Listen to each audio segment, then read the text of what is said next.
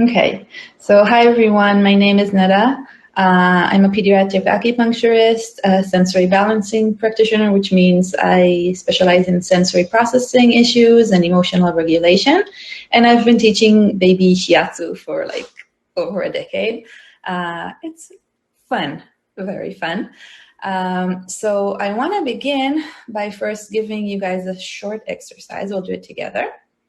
So let's begin by just rubbing our hands together, warming them up a little bit.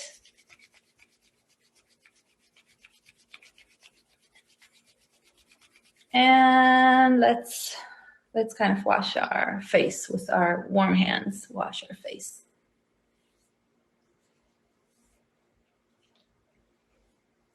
And let's wash our hair.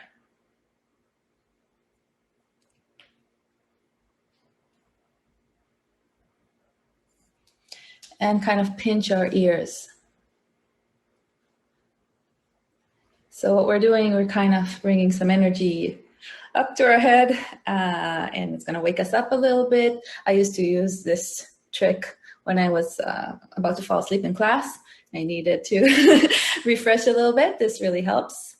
And when you do it on yourself, you can tell if it feels good or not. And now imagine someone else was working on you and giving you a little head massage, how it feels, how relaxing it is.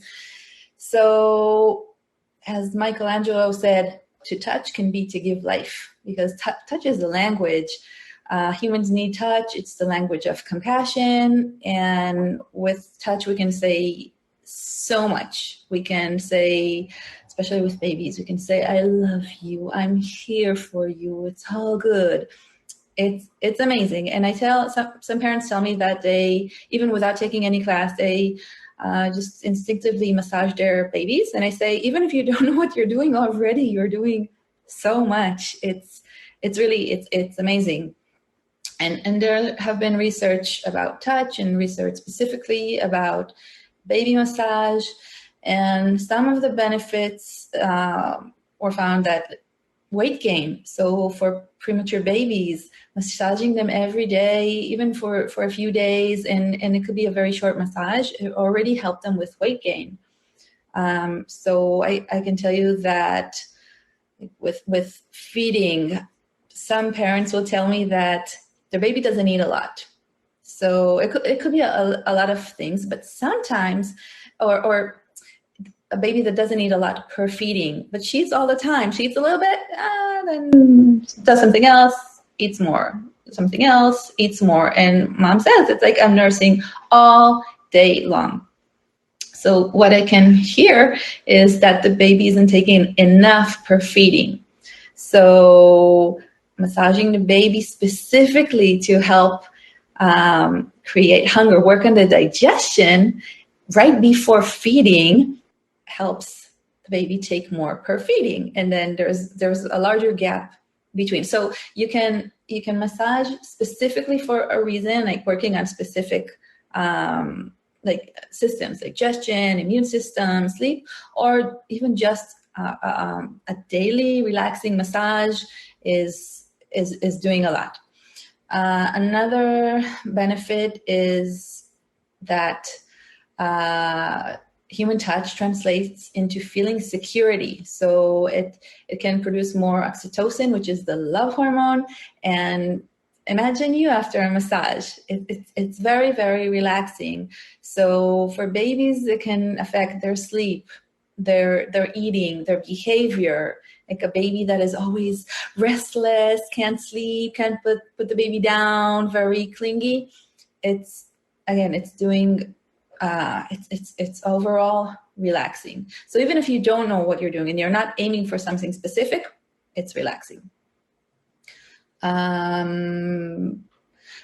can tell you that there's a big correlation. I can see, like when I'm working with kids with sensory issues and with emotional regulation, usually as a baby, I ask, how were they as a baby?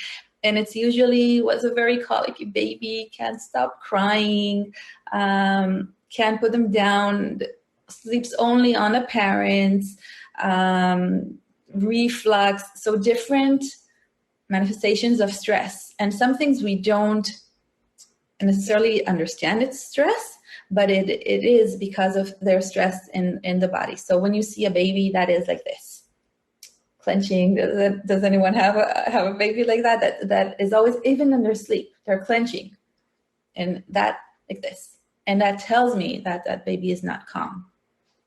And it's typically, like I saw it on my son, he was a typical C-section baby, right? He taken away unexpectedly, and so there's a lot of stress in the system. So for him, I was very aware that there was stress in his system. So I would massage him every day, a few times a day, just to help his body let go, let go, let go. So when someone is clenching and you kind of hold that arm, very gentle but assertive, like, I'm here. Look, I'm here. You can relax. Eventually, it took like a few weeks, but then I saw that when he was sleeping and his body was relaxed. With my daughter, it took me more time because we found it funny. She was going with her ankles, with her feet like this all day long. And we would take videos and we would laugh about it. Like, I mean, do it for a little bit. Doesn't matter if your hands, your feet. At some point you get tired and you stop, but she wouldn't. And it took me a while to say, oh, that was stress. I only recognized it when I noticed other manifestations of stress. And then I said, okay, that's why she was going like this. There was stress in the system. Doesn't mean that here she's not stressed about anything, but there's stress in the body. So with colic, we'll get to it a little later, but it's a lot of stress in the system, and that's why most of the time you want to work on stress with babies. And anything that is calming, you would probably see a difference. Again, unless there's something very more dramatic, working on stress would get you big change. Let's see what else. So massaging an infant will also improve the relationship between the parent and the baby. So a lot of moms nurse, so they already get some skin to skin, but moms that don't nurse or dads, they don't have that. And especially with dads, many times you'd see that dad has a much stronger relationship with the older siblings. As if once the child can play ball or communicate more, it helps with their bonding. So they did studies with dads massaging infants, and what they were showing that after about 2 months, the babies who are getting massage by dad versus the babies that weren't, the babies that were getting massage were smiling a lot more. They were communicating. So it really enhances the nonverbal communication. I can tell you that in my classes, sometimes I would say, oh, when you do this is something all babies love. And then a week later, one of the moms would say, you know what? My baby loved everything we learned last week in class, except for that thing. So you can tell, they will tell you what they like and what they don't like. It's like when we say, hey, more pressure, they say, don't touch my ears, don't touch my neck, work on my feet. Babies will find a way and you will learn how to read into their signals, which is great. It really enhances the nonverbal communication. So some of them start dancing, and moms told me, I don't use any lotion, but one mom told me that whenever she would take the coconut oil out of the cupboard, the baby would start dancing. Like, he's happy because he knows it's coming. So you get a lot of feedback from them, which is great. So again, for dads, it enhances the bonding, and yes, the baby smiles at him and talks to him, and so creates a big change. Another set of researchers showed how it improves mother's mood. So it sometimes helps with depression or baby blues. And I can tell you, even for me, it doesn't matter how my day was. If someone is coming in, if I'm seeing a patient, even on video, it makes me forget everything else, and I'm all focused. And there's someone else trusting me now, and I forget about it, not in a bad way where you put yourself behind it. It's not that. It's just, wow, there's something meaningful, and your baby is now getting a massage from you, and it kind of helps you set into meditation. It's very meditative when you massage someone else, especially a baby. So that's a good thing. It's something you can do and relax with your baby. And if we're talking about communication, many times I hear that a baby, let's say a mom would say, I have 4 kids and my baby falls asleep in the car or before, and then as soon as baby wakes up and we're in the middle of the day and I have so many errands to run, and the baby won't fall asleep again. So I always say, okay, did you tell the baby what the plan was for the day? Because, baby fell asleep in the car and then wakes up in the grocery store, and it's not what happened before he fell asleep, right? It's like when a baby goes to sleep and say he had 3 stuffies in bed. If baby wakes up and the stuffies are gone, then baby's going to wake up because something is wakes up for a second, and it's different. It's not what they were expecting. So they say always leave it the way it was. But I say, hey, you should go over the day, even if he doesn't understand. But the fact that you're taking the time and you're explaining, hey, we're going to drop off the twins, and we're going to drop off your older sister, and then we're going to go up. Something about that is very reassuring. And this is something that I teach in doula training. And then the doula trainer, she always adds that she does it with her dog. It makes a big difference when you communicate it. It's something about the tone. Okay, so I have a question for you guys. What could be yellow, clear, gray, green is very typical in kids? Something that could be yellow, clear, gray, or green. And you see it a lot in kids.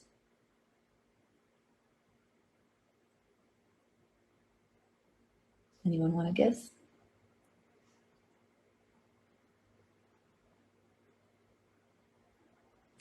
Exactly.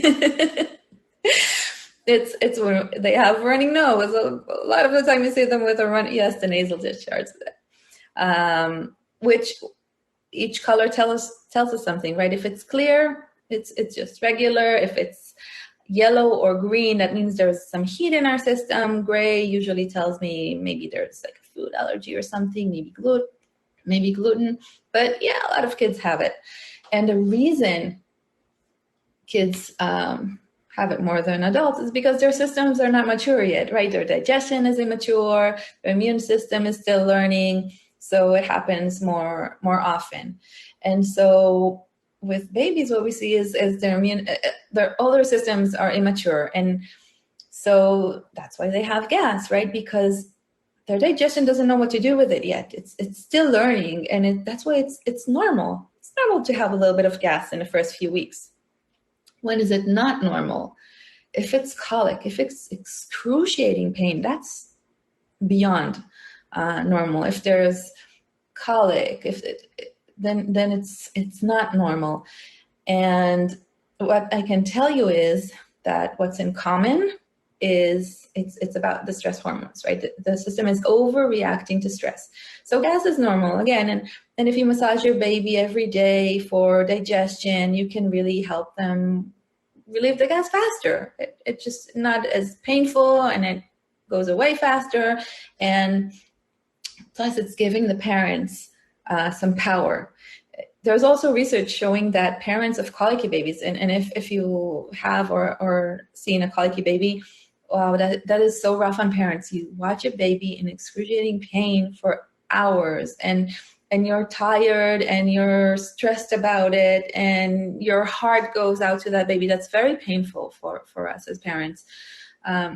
So what they showed was when parents massage their baby every day, even though it's not enough for the colic, it made them feel less helpless. So there was time where they could massage their baby and make the baby smile, and it really helped the parents cope, the fact that they have something to help their child.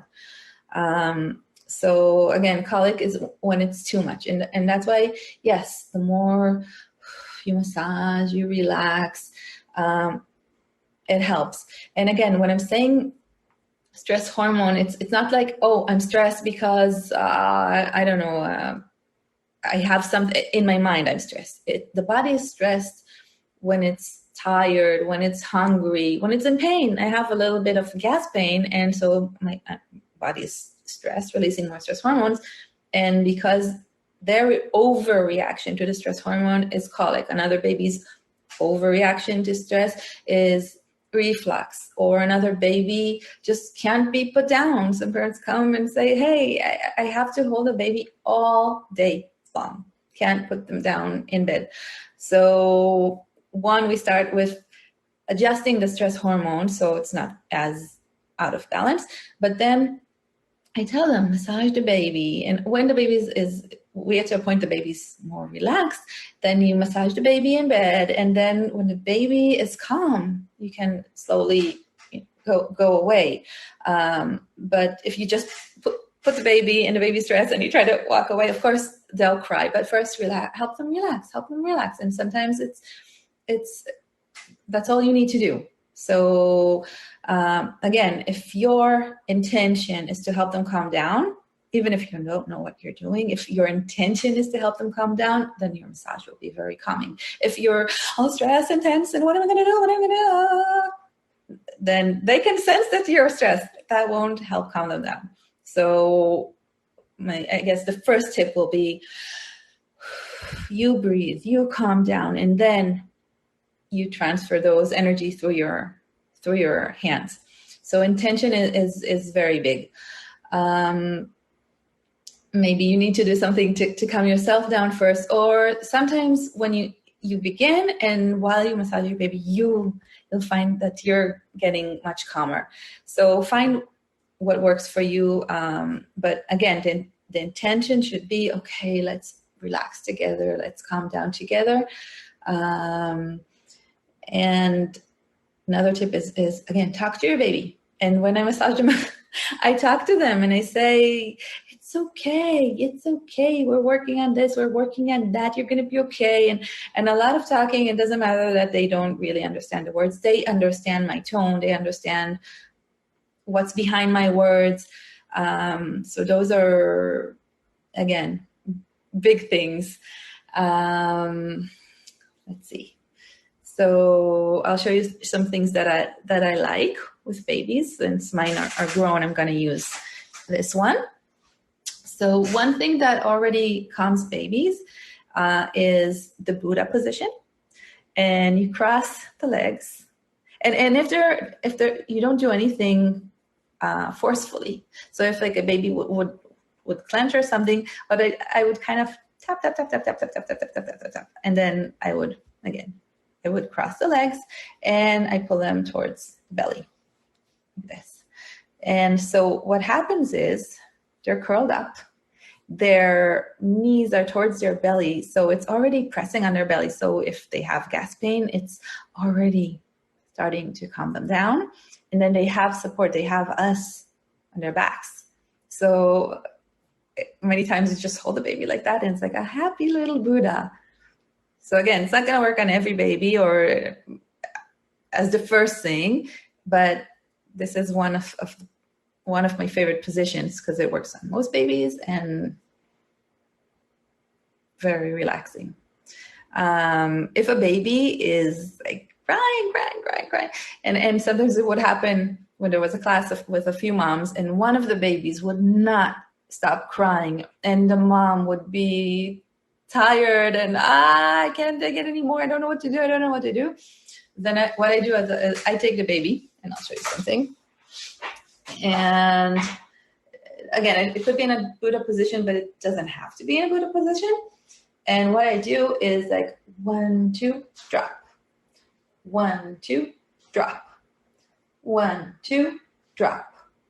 1, 2, drop. So I'm using my knees, and you don't want to do it too much because of your knees, of course. And you don't want the baby to depend on this, but I use it as a last resort when the baby can't stop crying, when they're like in a crying spell. And you can compare it to like when toddlers or little kids, when they start crying about something and they don't hear you anymore and there's nothing you can do. And then you go and you ask them a question like, how many green things are in the room? And so you're activating a different part of their brain. And now they're focusing, okay, they're confused. They're not trying to answer you, and they're like looking around and counting.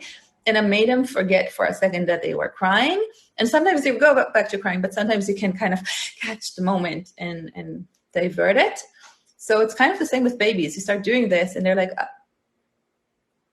and they start calming down. And sometimes they fall asleep and sometimes they're just calm down. And sometimes I use this timing to start working on their belly pain, but again, don't do it all the time because of your knees. And again, only use it when you really want the baby to stop crying, and then you can massage or do something else. About lotions and things like that. Again, my personal favorite is because I come from the world of shiatsu, where you do it on clothes, and I like, for babies, I love it because then you can do it anywhere. You don't have to start taking the clothes off, clothes on. So for me, it's very convenient that they're just with their clothes on. And then winter, summer, no matter what. But again, everyone with their own personal choice. Time of the day, when to massage, because I know that's a question that people often ask. There is no specific time. I tell people, if you want to do it once a day, choose the time that works best for you. So some would say, yes, in the evening, it's easier for me, after bath, before bath, I want it to be in a routine. Some would say, I have older kids, so in the morning when I'm alone with baby, that's my time. That also works. And for some, it's something that they need to do some of it a few times a day, like a baby that needs to be massaged before eating, because sometimes there's stress eating. Like the mom would say, the baby is kind of tearing off my nipples. Then there's stress in the baby's system. They're eating, and it's very painful for mom. So maybe she will do once a day, like a whole routine, and then every time before she feeds, she will do something short, a few seconds, a few minutes, just to get the baby to be more calm before eating, and then won't clench so much. Sometimes because of stress, doesn't affect the mom, but it affects how the baby eats. Then again, you do something more soothing. For the babies, like I told you before, some babies, they eat a little bit, but then after 30 minutes, they eat more, an hour, they eat more. They don't take enough food. Then I encourage, again, maybe a daily massage, but every time before feeding, I encourage to do a little bit massage specifically for digestion, so baby would be focused on eating. I'm hungry, I'm ready, I have the energy, and I have the hunger, so I'm going to take more, and then you increase. It's because sometimes I hear that the doctor said, just don't give the baby food for 3 hours, but the baby is screaming, so the baby, again, so it's you tailor it individually per baby. Digestive massage. That's a whole subject. Working on digestion massage. There are different ways. I'll give you just one way to work on digestion is just clockwise around the navel. But then you focus more on digestion. There are ways through the legs, through the arms. There are different ways, but working more in the belly and focus on your focus should be on it. You can also talk about food while you do it. You can also have like fragrances, like smells that increase appetite or something, you'll find your way. You'll find your way. But your focus is, okay, we want to get you hungry and give you the energy. We're not trying to get you like to now be very calm and fall asleep. That's not what we need. We need you to, constipation. Okay. Constipation could be different things. It takes a diagnosis for that, but again, that means maybe work on baby's belly a few times a day to help with digestion. Again, it's not just belly, but the more you work on the belly, you're also activating his digestive system, his or her digestive system, and help with peristaltics. And clockwise, the reason for clockwise is because that's the natural direction of the peristaltics. So you want it to be clockwise. Let's see. Some babies need more help falling asleep. So again, you would do something, a daily routine, and then every time before nap time or before bedtime at night, you would do something more relaxing, like taking the energy down, and for some the baby only falls asleep on a parent. So again, you work on the stress in the system, and then you gradually get to a point where they're in their own bed, and then you can massage them, and you can end. There are different endings, sometimes on the belly, sometimes on the feet, but sometimes there's this point that helps relax. It helps, depends how you use it, but it can also help with a running nose. But this is a good point for calming down. So you can just press it, or you can press in circles, or you can go like this. But then moms would send me a video of them going like this, the opposite way, and it works on their baby. And they send me a video. Look, this is my baby's favorite, and you see the baby starts closing their eyes, and so it's a lot of reading signals into what your baby likes. Like maybe I'll show you one thing, but then the baby doesn't like that, likes it differently, and you'll find your own way. As long as you're attentive to the baby's needs, you'll find what works. And so sometimes what you do is the baby starts falling asleep when you work on this point, and so I would leave the finger sometimes a little bit, and then you don't do this because otherwise waking up. I just lift it really, really, really slowly. So baby still feels my energy, even though my finger is moving. The baby thinks I'm there. And it actually happens with adults.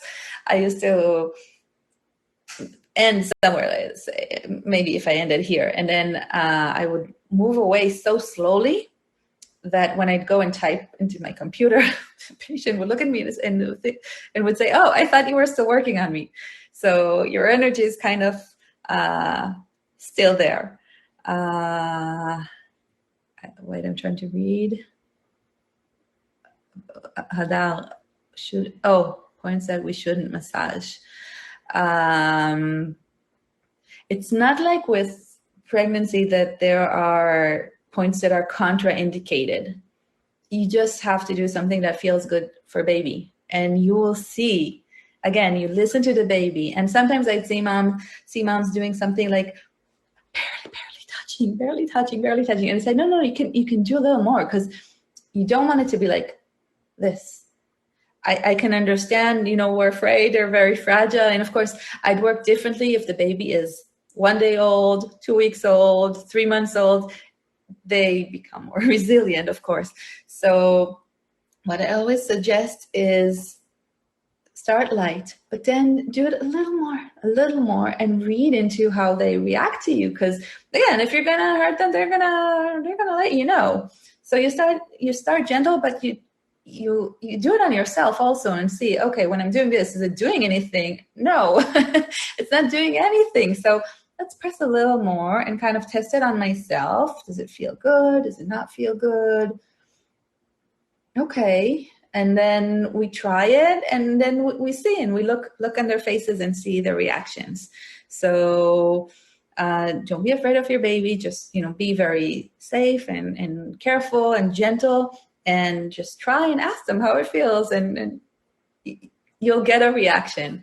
Again, there are no points. There's not a point that causes constipation or something like that. It's more touching them. Just feel good about touching them and hugging them, and allowing your hands to say your emotions, but like, I'm here, I love you, I'm here for you, it's gonna be okay. So what you're trying to say with your hands. And again, the more you touch them, the more they feel you, the more that enhances their sense of security. It helps so many things. It's digestion and sleep and immune system, and overall being calm. And it's a huge difference when you, again, I've seen babies that were so full of stress, and then they get massaged and get massaged, and something really, really changes. So don't be afraid. Really, don't be afraid. Just be attentive and love through your hands. Any other questions?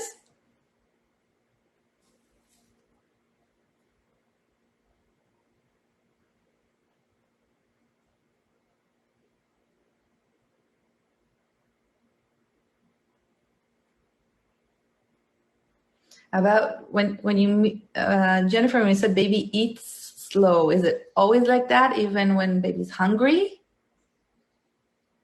Is it a small amount? Yeah, can you hear me okay? Yes. Okay. Yeah, no, he just he's small, so he's just it's a struggle to get him to eat, and we have him on the higher calorie formula, and he's bottle fed, but it could be an hour process every time. And I think that's long. From what I hear, I know people breastfeed like a 15 minutes on each side often, or it's like a half hour, but it could be I kind of add an hour if whatever is done is like, we're like, all right, that's good, because it's too long, because then you have to feed him in a couple of hours. It's just that he doesn't really eat quickly. So I was hoping for something maybe like the digestive massage, even if I look up a couple Definitely. So you're not trying to get him sleepy for eating. You're trying to work on his energy and on his digestion, and maybe put more, like, talk to him during, and do something more like, or open the window, have some fresh air, something to help him kind of be more awake when he eats. You want him to be more energetic, again, versus the babies that are very stressed when they eat. And sometimes I hear the opposite, that baby eats so fast, but it turns out when they measure it, it's enough, just super, super, super fast. Mm-hmm. But yeah, sounds like maybe a little more energy. And also, imagine when you're constipated, you don't feel like eating too much. So yes, sounds like focus on digestion. Yeah, because he is also sleepier. I mean, I have no one to compare to. He's my first baby, but he's sleepy and very calm. He doesn't cry a lot, so it's like as soon as he gets the bottle, he kind of relaxes more. So I just try to keep him awake, and I'm going to try to do some digestive massage. So maybe that will help. Thank you. Yeah, my pleasure. And talk to him, like, make it more so he's awake. Put some maybe fun music, something to, again, that's what I'm saying. Every baby is different. Some need to kind of be, and some need to be more upbeat to eat. Hadar, did I miss any questions?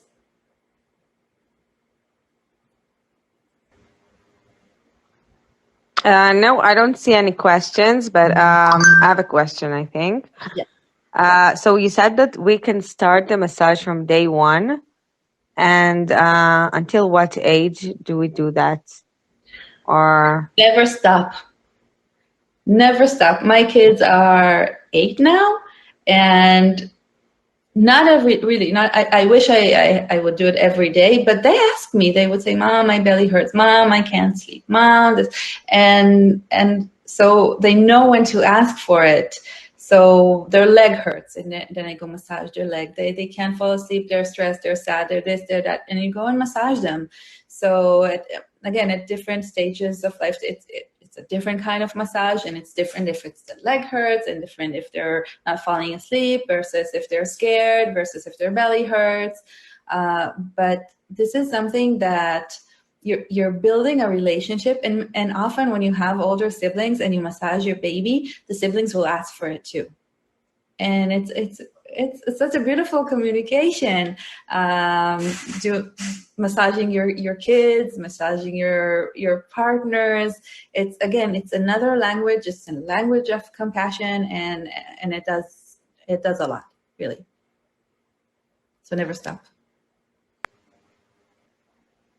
Thank you.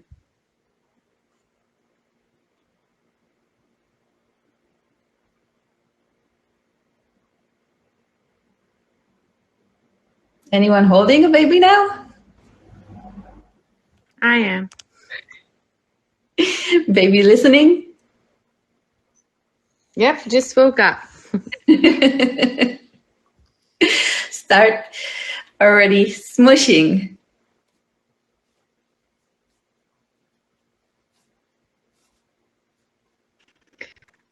Is there anything that you said was good for, like he gets a little stuffy at night? I might have missed it. There's something I think you said to do on the nose. Yes, there are different things. So one of them is going like this, because this is one of the meridians that is the Chinese meridians that is has to do with the nose, and you're kind of helping the flow of the meridian. So going like this can help, but also going like this can help. They don't like it usually, and I don't like it either. It's a sensitive point, but you can kind of massage it or kind of open up. It looks funny.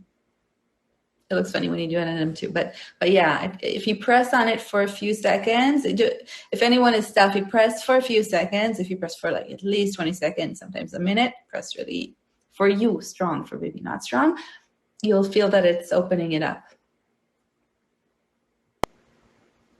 Thank you. My pleasure.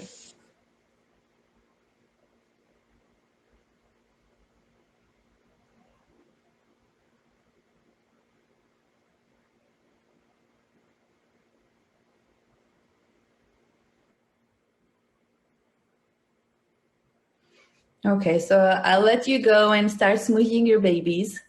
And actually, this is a new service that we added to ParentGood, private massage sessions for babies. And there is going to be a special coupon for Thanksgiving. You can start using it even before, which is going to be Massage 20, MASSAGE 20. So if any one of you would like to purchase it for herself or a friend, then this is a special coupon. Oh, thanks, Adar. Okay, and again, the more you, even if you're not sure exactly what you're doing, again, your intention, and whatever your intention is, just use your hands to say it. If you're working on digestion with your hands and this is your focus, again, you'll find a way to do it. And read into baby's signs. If they don't like something, don't do it. You might try to offer it again later, like when you try new foods. You might want to try it later, but if they're saying no right now, read into their signals. If they're saying no, just move on to something else. Try it again later. And have fun. Oh, one more thing that's very, very important. Never, ever give a baby a massage when you're not feeling comfortable physically. So if like you're sitting and you're hurting your back, then you're not comfortable. You're not giving baby a very good massage when you're not comfortable. So always find a way. How do I sit comfortable? Also, if you're nursing or feeding with a bottle and your arm is hurting, no, find a way. Put a pillow. Sit in a comfortable position. When you're feeling comfortable, your energies that you're giving baby are a lot more comfortable. Okay, guys, have a good day. It was nice chatting with you guys.